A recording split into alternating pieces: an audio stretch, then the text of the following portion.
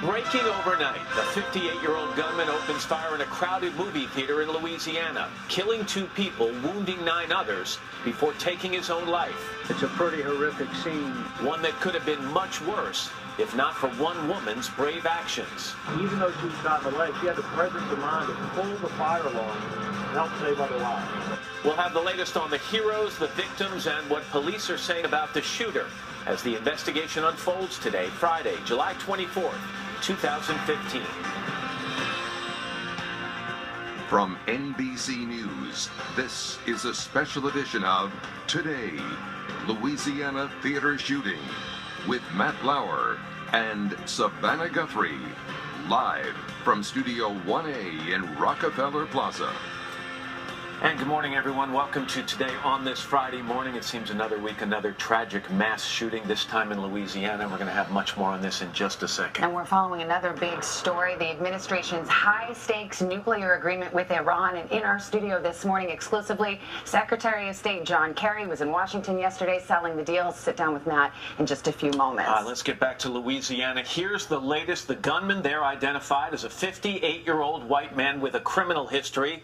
Witnesses say he stood up about 20 minutes into a showing of the movie Trainwreck. He pulled out a handgun and then he started firing. 2 people were killed, at least 9 others wounded, their ages ranging from the late teens to their 60s. And overnight, this investigation had to be put on hold briefly. The bomb squad was called in when an officer saw something suspicious inside the gunman's car. We're going to be talking to the police and 2 people who were at that theater complex in just a moment, but let's begin with NBC's John Yang in Lafayette. John, good morning. What can you tell us? Good morning, Matt. Witnesses and people in the theater said when it all started, they thought it might have been a firecracker, but it was shooting. And when the shooting was over, 2 people were dead, 9 wounded. But this morning, amid all the tales of terror and tragedy, there are also tales of heroism.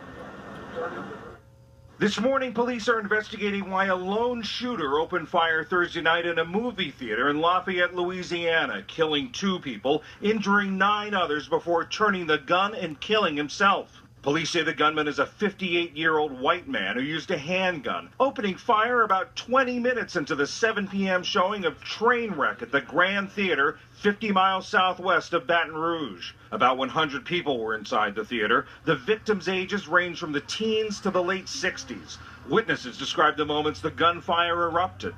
It wasn't long into the movie, and then all of a sudden we heard a gunshot. A lot of people thought it was part of the movie at first, because there was a little pause between the first and the second one. But as soon as the second one happened, I mean, it was like panic. Everybody just started climbing over seats and running. Police say they don't know the shooter's motive, but believe he was acting alone. Locating what they believe is the gunman's car, they called in the bomb squad after suspicious items were seen inside. That's what everybody is wondering. Why would this guy come here to this theater and just start randomly shooting people? It's too early to have any of those answers yet. Police haven't released the name of the shooter or the victims. Family members confirming to NBC News 2 teachers, Alistair Martin and Jenna Lenyon Moe, were being treated at the hospital. Governor Bobby Jindal praised the actions of Martin and Moe, saying they performed what he called acts of heroism, shielding one another from the gunfire and then pulling the fire alarm. Today is a day that not only angers but also saddens all of us. This should never happen anywhere, but you certainly never imagined. We never imagined what happened in Louisiana. Overnight, Amy Schumer, the star of Trainwreck, responded to the shooting, tweeting, "My heart is broken and all my thoughts and prayers are with everyone in Louisiana."